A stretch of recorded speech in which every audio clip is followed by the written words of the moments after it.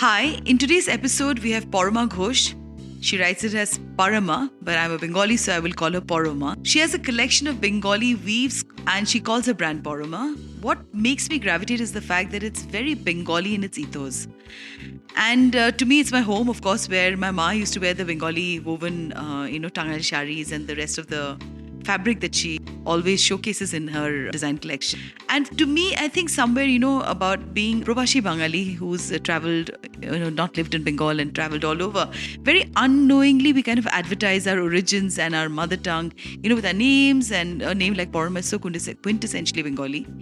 And people living outside Bengal is really a nostalgia, and we have a deep yearning, of our cultural roots. And it's amazing that when you stay in Kolkata, you still hold on to the culture with such dedication, I may say, and love. So tell me the journey, Parama, about your brand, your shari, and the kind of creative feat that you have is absolutely beautiful. Thank you so much. Well, as you must be knowing, because we know each other, I had been a lawyer all my life. So my educational qualification is that of a lawyer, and I had been in the legal profession for 10 whole years of my life. My career started with Fox and Mandal, then I worked with Amarchand Mangaldas, and then, of course, I realized that it is kind of a bad arranged marriage, which is not working for me. In the sense that I'm a fourth generation lawyer, and hence that was the only way. That was taken for granted that you will become a lawyer. Yeah. Absolutely. And while Bengalis have a deep sense of, they like to believe that they are very intellectual and they are very art inclined. But when it comes to choosing art as a profession or as something which fills your pocket, they always think that it fills your heart but not your pocket enough. So It's always a hobby. it is always a hobby, and you do it side by side your whatever your high paying profession is. In a sense, I am glad that I did law because firstly it gave me that cushion where I could leave such a high paying job and start something where I'm not professionally trained. I'm not professionally trained in design or textiles. Though, like any other Bengali kid, from the age of 3, I had been, sent to an art school, and I've done it all my life. But even then, I am not like a trained artist. So obviously, I'm glad that law gave me that cushioning where I had the courage, the leap of faith, and where I could, actually let go such a lucrative profession and then start something which I had always dreamt of. So this was always my dream. I always wanted to work with textiles and designs, and this was what always fascinated me. And nothing fascinates me more than fabric. Nothing fascinates me more than art. So obviously, I merged the two of them together, and that is how Poroma was born. I call them stories on fabric because each and everything that we make in Poroma each of them have a story behind it. So there is always a narrative behind every design. So when you talk about the narrative, tell me a little about one favorite collection of yours. Of course, I remember that I fell completely in love with the one that had photographs of the rickshaw puller, and and it's so quintessentially Kolkata. And I remember picking that up because it was absolutely stunning with white and red, and there was this whole thing on the palla in black. So some narrative of yours that you have, done this as a design. Sensibility in your collection, which one do you remember very, very fondly? Is it the first one?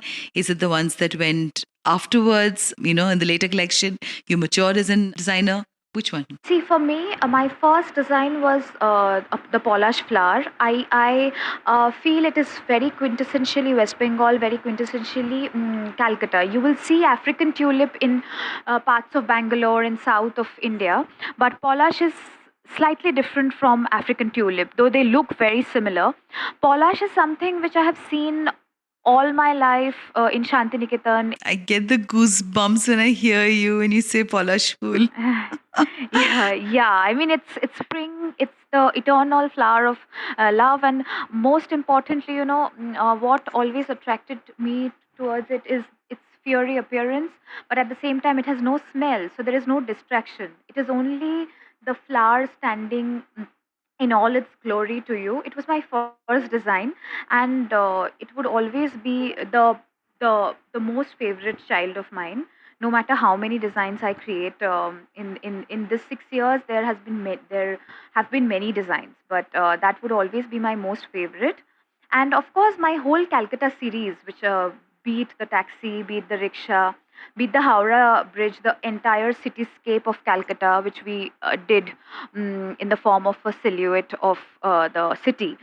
So anything relating to Calcutta, in a sense, I have never left Calcutta in my entire life. I have grown up here, I have studied here, I've got married here. So for me, there is, if you ask me to name one muse, it would always be Calcutta. And beyond her, I never looked at another muse or never tried to find another muse, because she was a muse good enough. Kolkata is a muse for most of us, I mean, me, I'm a Provashi Hmm. Bangali, and in the initial years, I kind of didn't even realize how Bangali I am. And because you take that for granted, and especially when you live outside Kolkata, your parents make it a point to make you more Bengali than what you want to be, probably. And it's only in the later years that something that, is so much a part of your identity, your soul. I mean, my soul language is Bangla. I don't know how to express pain, love, and emotion Mm. in any other Or language but anger, Bangla. maybe. Anger for sure. Anger for sure. Yes, I Yeah. missed that because I was trying to be perfect on the podcast. But yes, anger 100% in Bangla. But so many people I do know that, they leave the city because people do believe that Kolkata has got lesser opportunities and it's so much more better for your money and for your growth. You probably leave that city and you go. Of course, I love Kolkata to in my soul. It's my soul city, as I always say. So did you ever get tempted to leave Kolkata? I have a very interesting story to tell you in this regard. I started dating my first boyfriend, who is now my husband, when I was 16. And the first thing I had told him that, I would only date you and get married to you. I mean, in near future, if you, and I was 16, by the way, at that time. I said that only if you never leave Calcutta, and that was my only criterion for marrying him. I just told him that that's the only thing you have to do for me. Other than that, you can do whatever you want to, but you cannot leave Calcutta. And he said exactly what he was also looking for in the person he was, trying to date. What made you think that at 16? And you're still holding that even now? I am amazed by the clarity. I mean, for all the things in life where I lack clarity, I think this made up uh, you know, for all the lack of clarity. This one, I don't know. I was so sure that I wanted to live in Calcutta for the rest of my life, and I wanted to settle with someone who would never leave the city.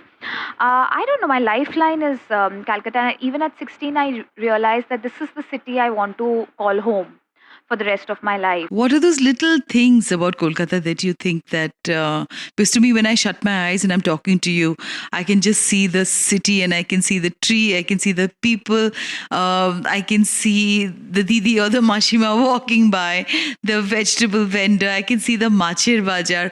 What is it about you that you were so sure of? Yeah. I think the pace of the city. I mean, it will sound very strange in a world which is so fast. But for me, I always like the pace in which the city, which most people hate about Calcutta. But I think I was very used to that pace where I would be able to do a job and come back home and have my regular conversation with friends. I can have my tea at my own the pace. I can, walk around the city, walk for hours, which I used to from a very early age. The streets of North Calcutta, though I'm a complete South Calcutta girl, but, I would explore North Calcutta. I would learn the names of the streets.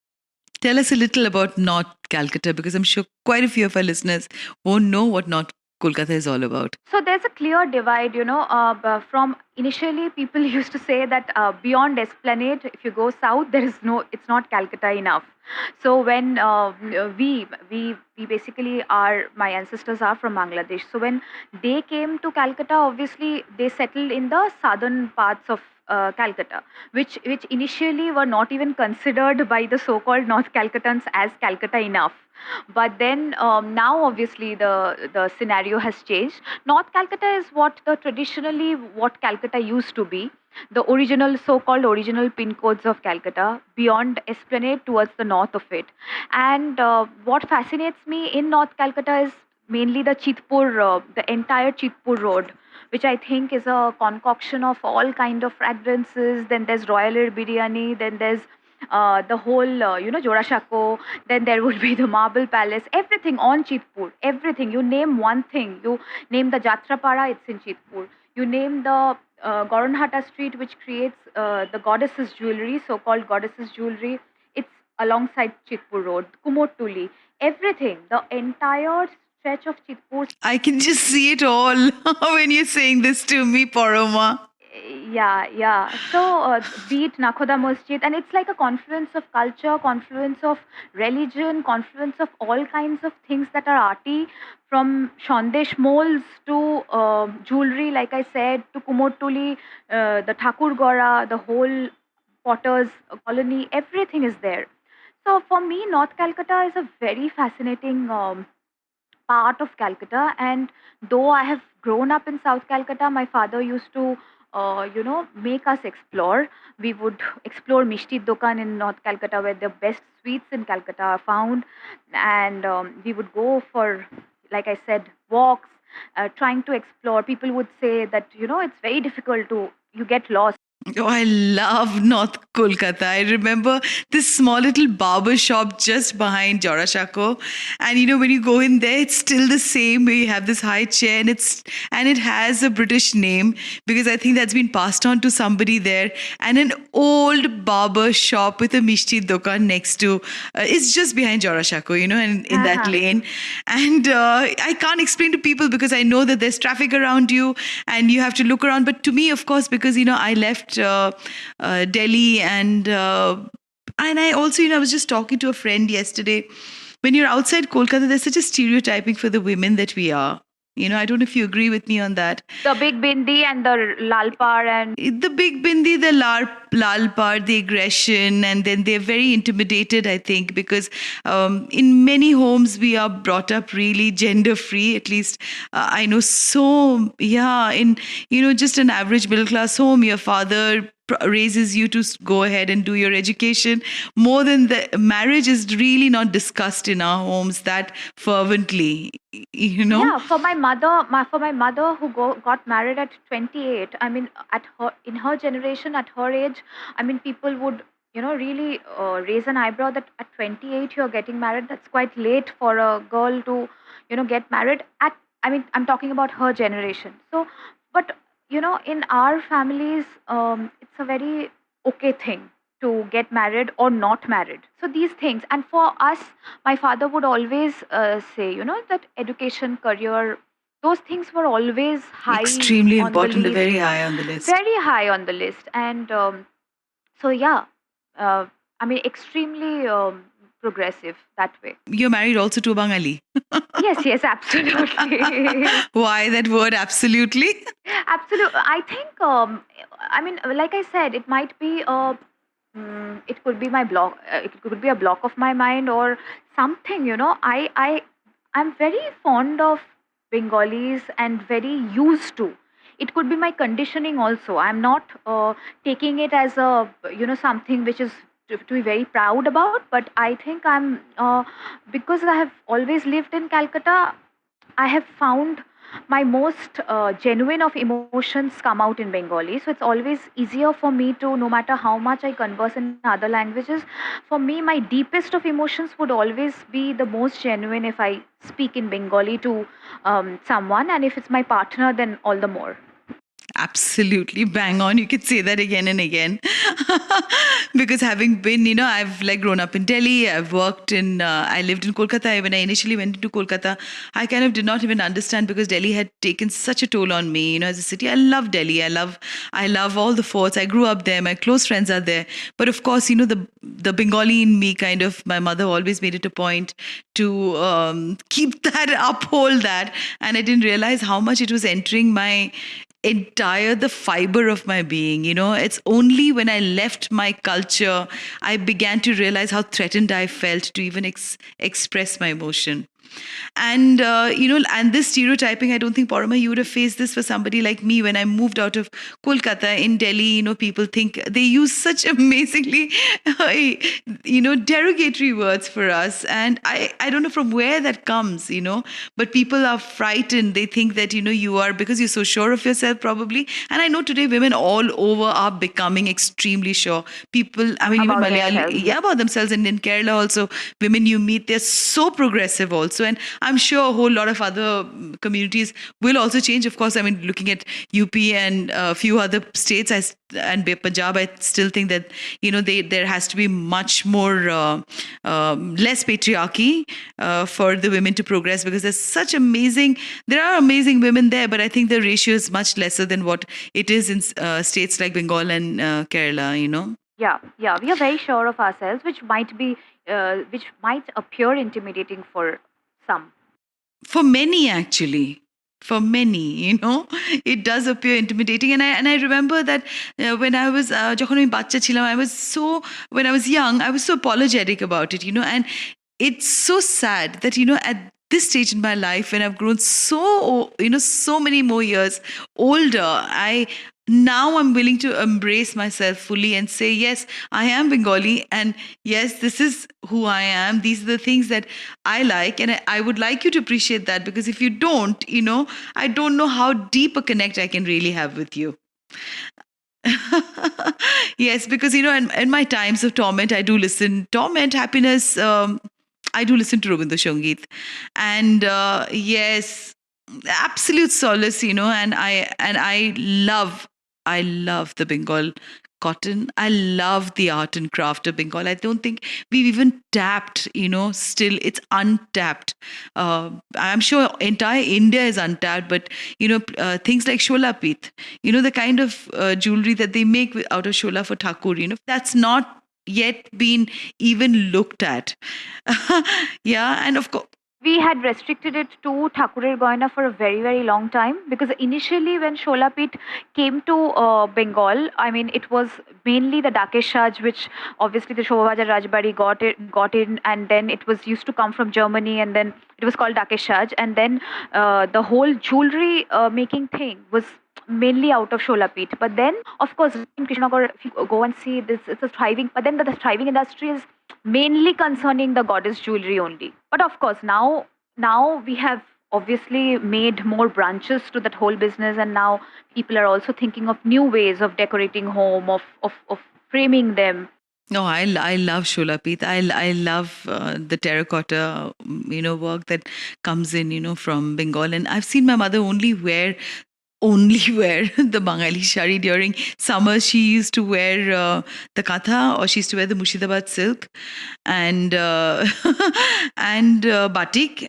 Yeah, and entire summer it used to be the Tangail shari, yeah, the dhone khali, and the rice. We of course rice eaters, and then when you take off that water, in that she used to just starch her rice, because she used to be extremely well turned out, with not a single pin on her, but her sari would never ever be out of place. I've never seen her in extremely dark colors. I've never seen her with sequins. I've never seen her with crazy amount of embroidery on her. And I think that's where, multicolored, for example, I'm sure, I mean, colors are beautiful, but it's always been muted. Yeah, yeah, that is how we have all grown up, Yes. Subtle yet very stunning. Very, very, yes. So what is it that I'm sure, your grandmother, your mother, your aunt, somewhere somebody would have inspired you into doing the kind of work that you do. So do you think you can give? For us who have always grown up in Bengal, and especially for me who has grown up in a joint family, I think because and also because my mother was a school teacher, my grandmother was a school teacher, I have only seen women in our families wear saris to work, at home, and all the time. So saris is an obvious choice for obvious choice in the sense that if I have to design something, I think from the familiarity, from what we have been conditioned, that comes the first in our mind, what we have seen throughout our lives, and Also, I felt there was a time when a lot of instead of handloom, the whole range of power looms, those, like you said, sequined saris, then georgettes. Obviously, they are not the original georgettes, chiffons, and all those very those saris which people used to wear a lot in Bengal at one point of time. And I always felt that there should have been. We should go back to our handlooms.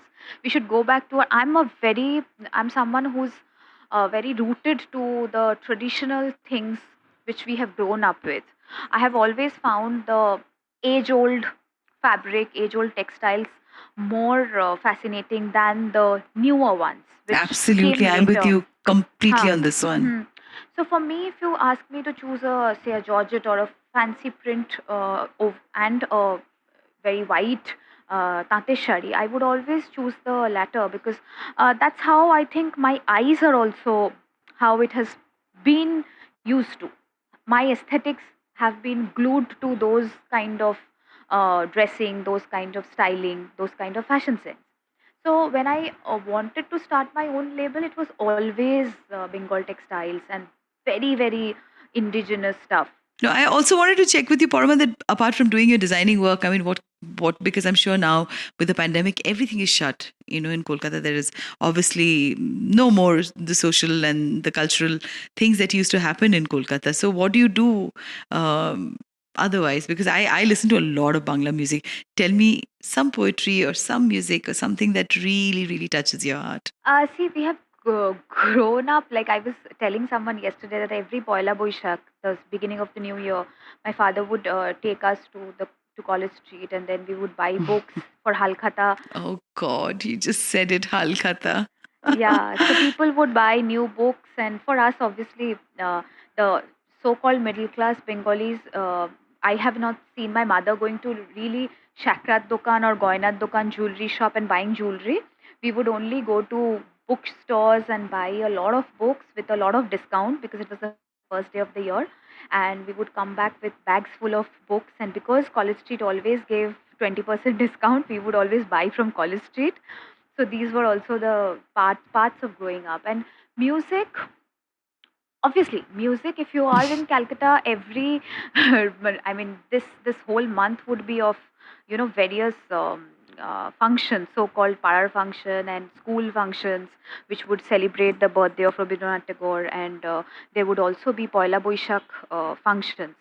We call them functions and not programs or any other name. Yes, my mother still calls it function. Ha. In fact, I was stumbling to find the right word for it because we are so used to calling them function.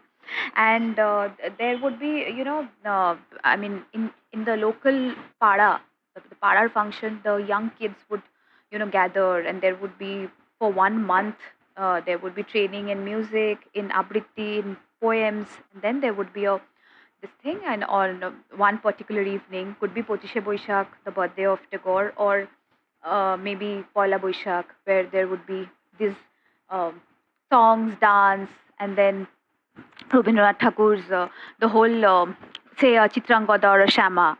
So we have grown up in that environment where either our schools or our local clubs would have these kind of functions for. So these months were always very busy in preparation, in rehearsals.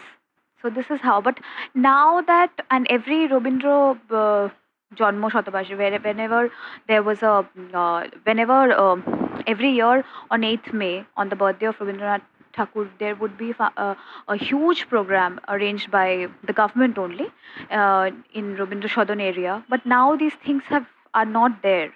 So our childhood would always be these things, either on the TV or we would go and see these programs live.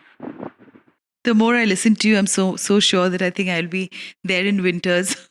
because I don't want to go there during the summers. Though I had stayed there during the summers, and my son had learned guitar from the late Carlton Keto, and we used to go up. Yeah, we used to go up the steps, and he was teaching Neil the jazz guitar, and that was one of the most memorable trips of me and my child. We were more than a month in Kolkata, and he taught in a school for the underprivileged kids, and we really went ahead and discovered North Kolkata. We went to Fulia.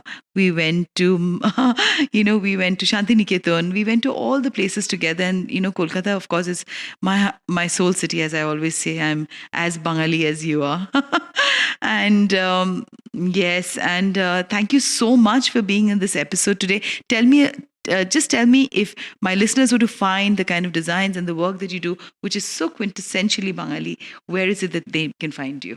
They can find me on my website, which is www.poromakalkata.com. Poroma is all A and Calcutta as it is spelled together.com. www.poromakalkata.com. They can find me there. And obviously, we have our Facebook and Instagram pages also. They can search Poroma. And you're called Parama also in your Instagram and your Facebook page.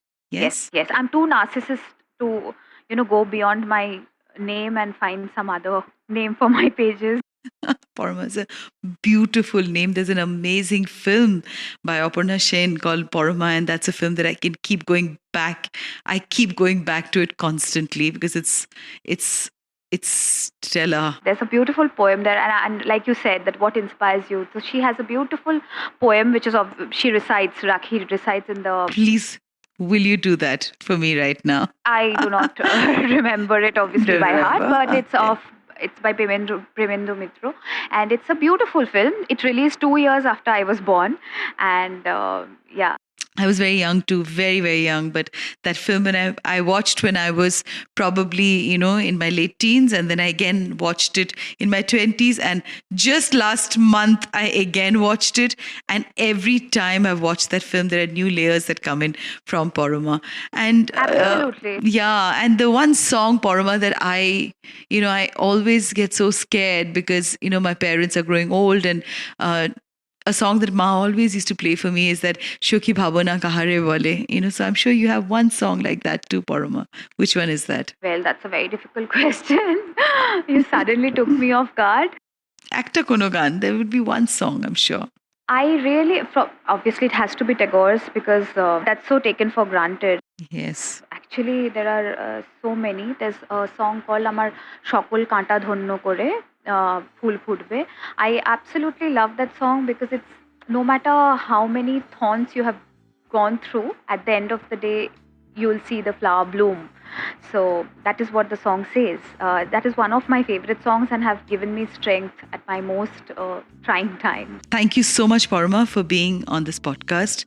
And I wish you lots of luck, and please continue with the passion that you have towards Bangla, Bangaliana, and the Kolkata weaves. And I think they need help, I'm sure, with the pandemic. There's so many weavers and their businesses that have crumbled. Yeah, absolutely crumbled, because I've traveled inside Fulia and I know what it's like. But I'm sure we will all rise out of this as different people.